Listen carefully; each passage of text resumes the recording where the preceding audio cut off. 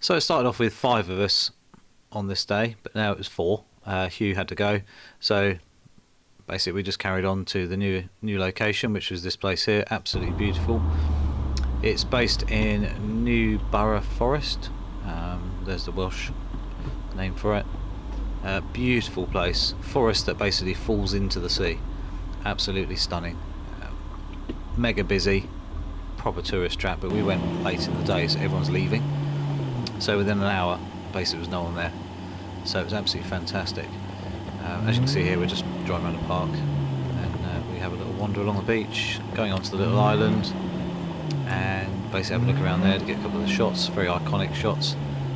Yeah, so just carried on having a nose around, really. So they're basically dead, these trees then? Apparently they can't live in sand.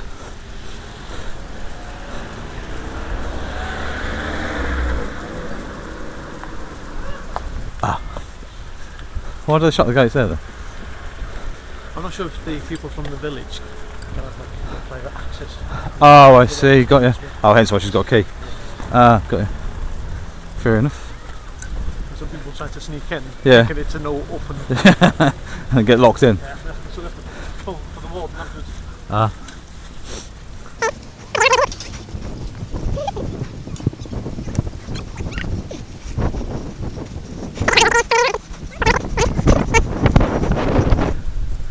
What's on? I say it's quite a walk out to where it is though, isn't it? That's true. And a long wiggle. Two what calls there. Wind turbine. That's where the airfield is. That's where you landed your. Yeah. Is it? Yeah. Oh, is that now? That is weird, like trees just falling down. That's what they're doing, aren't they? That's nuts. You just get washed into that.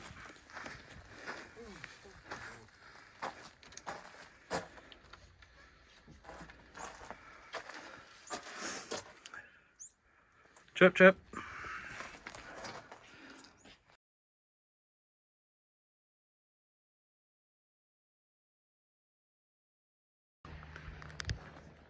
This guy's a path all made from crushed up shells.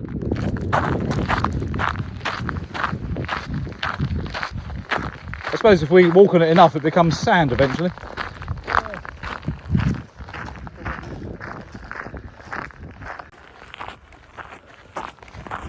What's the island called? Can't say that. Newbury Beach. Newbury Beach. Huh? Newbury Beach. We're on the little island. Basically Valentine's Island, isn't it, you say? Yeah. But a Welsh version. That's a nice little beach.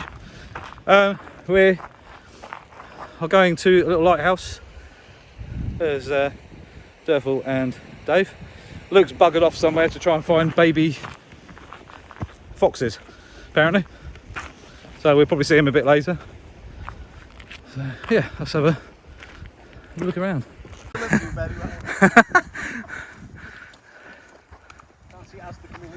So yeah, imagine that. Got a new customer. Yeah, it's just might take you an hour or so to do it, Yeah. and you might have to wait for the tide. Any note from a delivery driver, yeah, bring your wellies. Waders.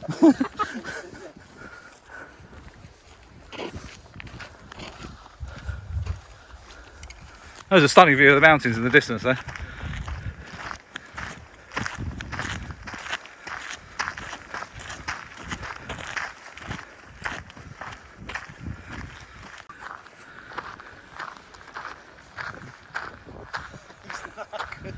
He's a broken. You get the big lens out.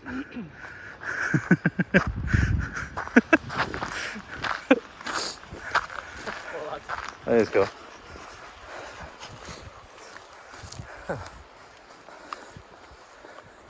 There's a view, isn't it? Yeah.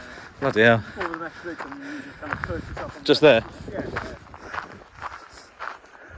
Have you ever shot Dave?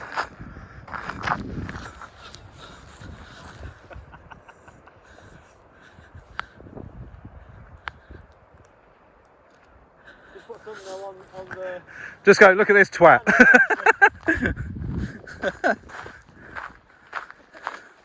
What do you say? Look at that for a dream place.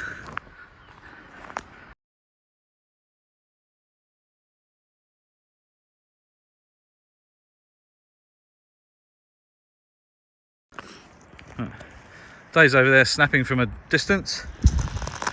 Me and Derfel over here. And then this is all of these shells. It's mad. That's what the paths are made of. I suppose it's called recycling. And then that is an amazing view. Absolutely beautiful. Well worth the walk. I mean, it took us hours. Absolutely stunning.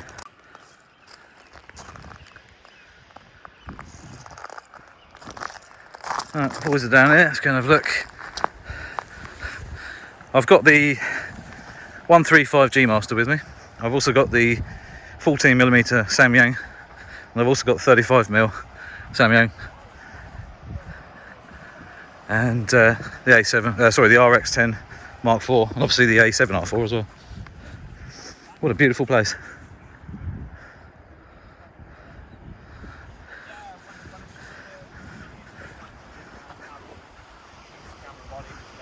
Oh, hello!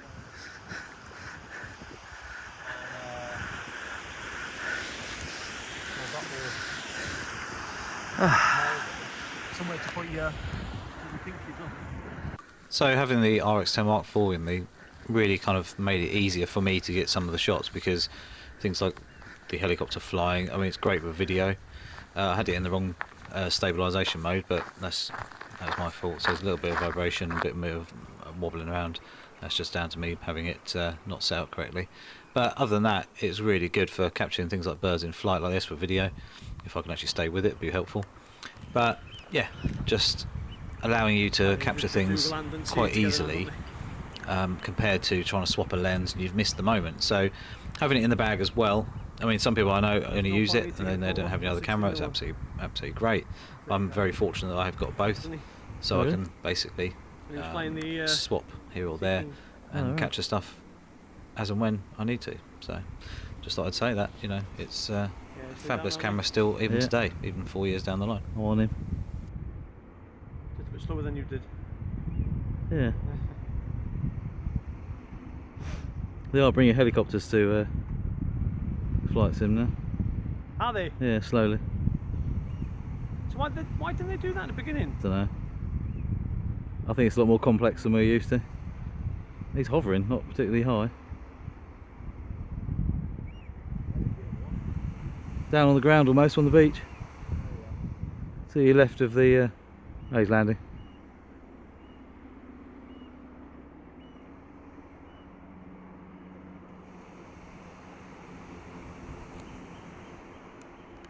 So talking Flight Simulator, so this is Microsoft Flight Simulator 2020, and this is where we were. So I just thought I'd use the simulator as almost like a 3D map to show everyone kind of what it looks like from above. Obviously it's not perfect, but it kind of gives you an idea of where we were and what the ground is like and everything. So yeah, so just thought I'd show you that. It's really quite good.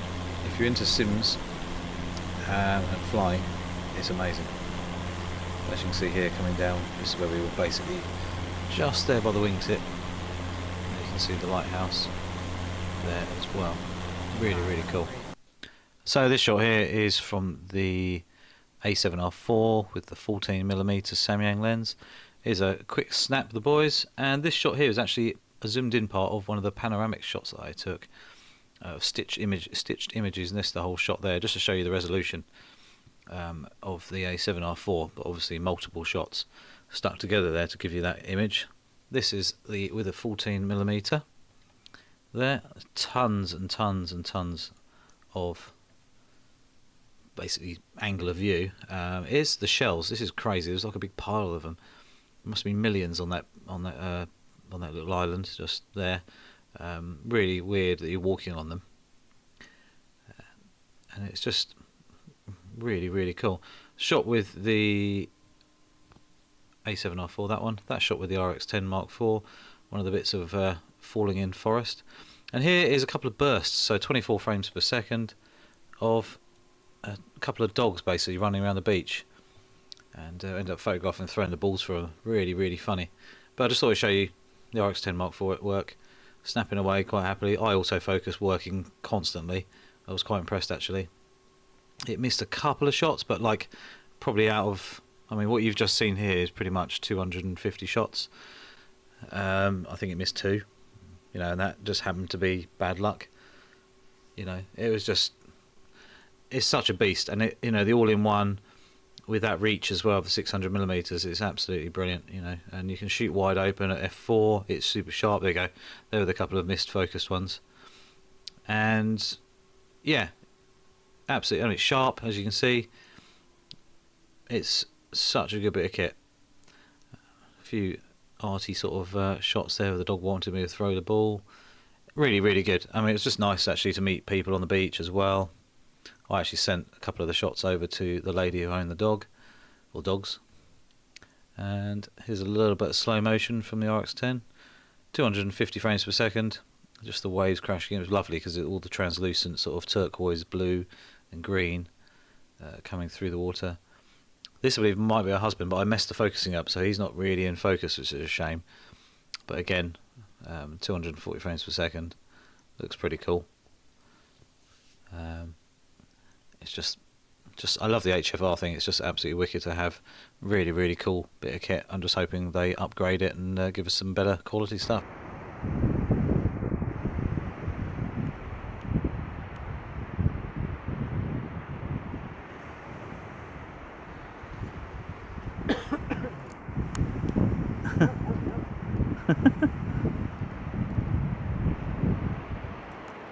As you can see, the dog having a bit of fun there. As you can see, this wave, crashing waves were awesome. It was just literally the old dancing seahorse, I think they used to call it. And you know, really, really cool. And again, straight on this time. Really lovely big waves. They were getting bigger and bigger, which was really cool. And then on to a few photos. So this shot here is with the RX10, and this shot here, shot f16, 1/32,000th of a second to give a nice starburst. Same sort of thing, but I'll reduce the shutter speed right back down to about 800th of a second. And then the shot through the archway there, shot through the archway of the old church there, and then onto the beach for the sunset. So just snapping away the 14mm there on the A7R4, bit of a starburst, and same there. And you can see the forest and the sea and the sand. It was like it wasn't even in the UK. North Wales is absolutely stunning. I mean, most of the country in the UK is stunning. It's just a lot of people don't even know it exists. You know, this is absolutely beautiful. It could have been anywhere in the world. Absolutely stunning. And looking the other way there, absolutely gorgeous. I kind of didn't want to go home. It was absolutely beautiful. Really, really took my breath away. Once all the people had left, it was just me and the guys. And then the sun started to go down. Obviously the sky started to change colour. As you know, it happens very quickly. So sunrise is quite often better because you can get up early, and you know, you get there just before dawn as such, and then watch the sun come up, and then you've got the day to go and shoot. When you've been out for the day and you get sunset, you're kind of waiting, and it's just dark after that. This is weird. I'm guessing it's some kind of creature under the sand blowing bubbles. Kind of crazy, but it was quite cool to watch, and the sunset in the distance. There you go. So it's a different angle. I'm guessing it's a crab or something down there. Not too sure. And then just a few more shots just to finish off the video. Shooting straight into the sun. Just thought there was a few people on the beach still, not very many. A guy emptied his shoe out. I think he was emptying his shoe out or something like that for sand, which is quite funny. The dog here running through the water with the sun lighting him just nicely. A bit of a little bit of motion blur on his feet. Shooting actually about 1/600th of a second. Sandcastle. I've not made one in years. I don't know if you have.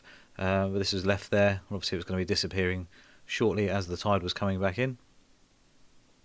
And there was a hole in the beach there, but it was a bit weird because it was almost like just this black hole. And then obviously you got the sun and the silhouettes happening there. So what a fantastic day! Absolutely brilliant to be up there with the guys. Go and check out Dave's channel as well, Dave McKeegan, and also don't forget to click the subscribe button, little notification bell as well, and watch out for some more videos coming soon. And I hope you enjoyed it. This is just a memory for me and the guys. It's just a lovely day out. You know, didn't actually take that many photos, believe it or not. And yeah, so it was a lot more talking and just discussing stuff, cameras, photography, just, you know, the ways of life and all that sort of stuff. So really, really cool day out. Anyway, guys, I'll see you soon. Take care.